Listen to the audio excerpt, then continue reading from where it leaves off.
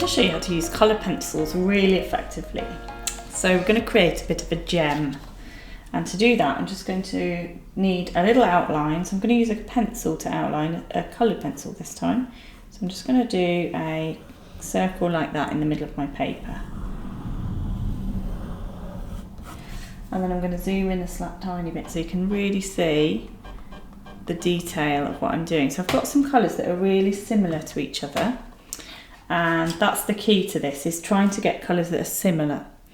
And I'm going to mark on where I'm going to have my light patches. So I'm going to do a little circle here, little oval, and I'm going to have another little oval next to it. So those are untouchable, you cannot touch those.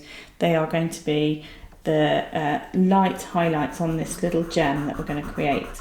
So the first thing I'm going to do is just work in as much as I can around the outside in a really dark colour, trying to make this as nice and dark as possible. So we're using coloured pencils, which is really, these are watercolour pencils, but I would just use them dry, and they're absolutely amazing for creating some brilliant effects. Colouring is a bit underrated, I think, amongst all sections, and I think it's a really nice thing to do. It's such a fun thing, and most people have got a set of colouring pencils lying around.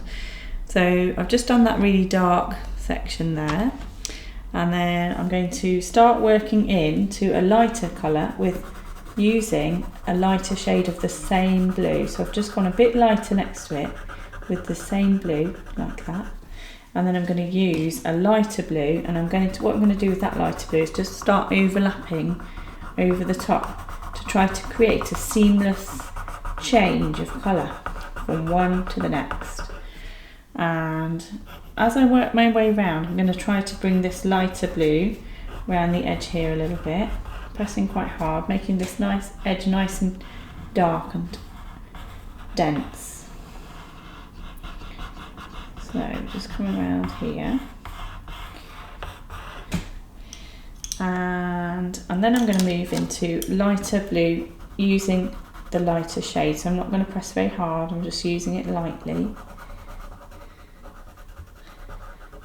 Just coming around here.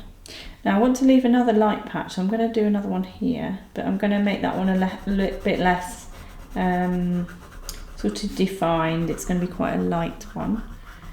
I'm just coming around here, then I'm going to go into a green. So the next colour is green, so that's going to overlap into the blue. So all I'm doing is mixing them in together, and I might find that I need to go back over it and rework in a bit.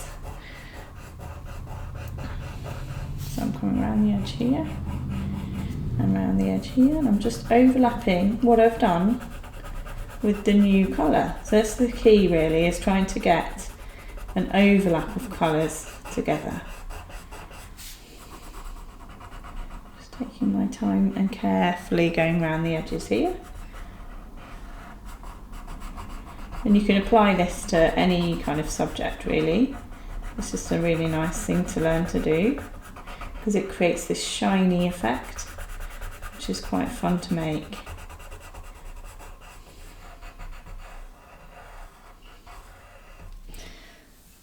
So I'm going to go into a lighter green now. Again, overlapping what I've already done.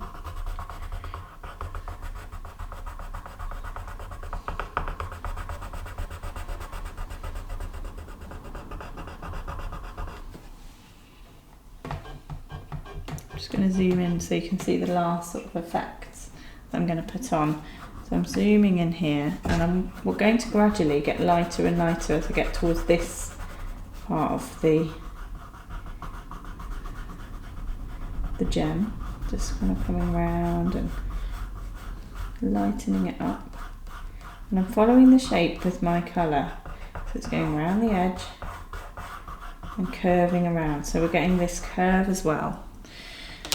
And then I'm going to go back over my colours and just start helping to work them in a bit more. So I'm going to use the colours I've already used, and I'm just going to help to work them in by mixing them over the top of each other. And I think we need some dark purple as well, so I'm going to add some of that in around the edge here.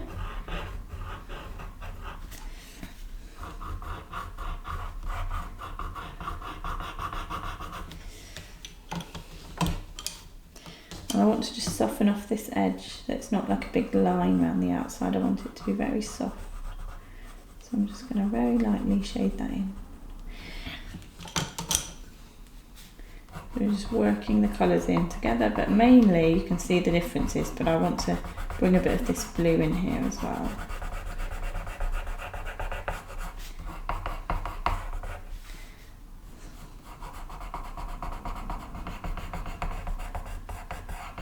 So my advice with pencil crayon is start quite small and just get your colours worked out, what you want to do.